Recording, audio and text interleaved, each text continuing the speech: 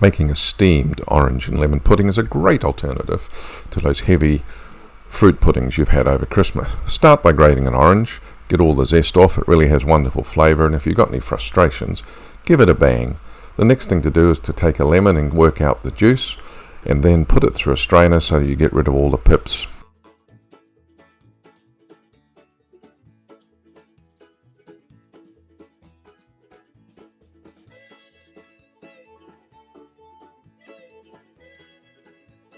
One of the successes is making sure that your bowl is lined with parchment paper after you've brushed it liberally with butter.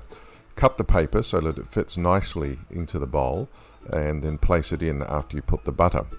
It's also worth putting another layer of butter that we don't show here on the outside of the parchment paper. Then choose your oranges. Choose the nice ones, because these are the ones that are going to show on the outside, and place them in. And now it's just time to start mixing up the cake.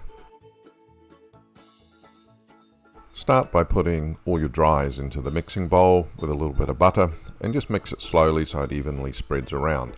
Put in the lemon rind, and then progressively start to add the wetter ingredients. You can see here we're putting in the lemon juice, we're then following that with the orange juice, we're then putting in the rum, and boy does that make the cake taste good. In fact, I want to drink some now. Now we put in the eggs one by one, and then slowly increase the speed of the mixer just to give the eggs a good beat.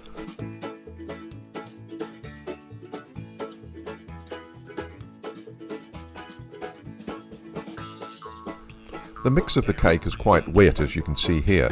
Slowly add it to the bowl so that it settles around the oranges. That means the cake's going to look nice when it comes out. Gently put it in, round off the top, and now you're ready to put it into the Instant Pot, and you're going to have a wonderful, wonderful dessert. Enjoy, and thanks for watching.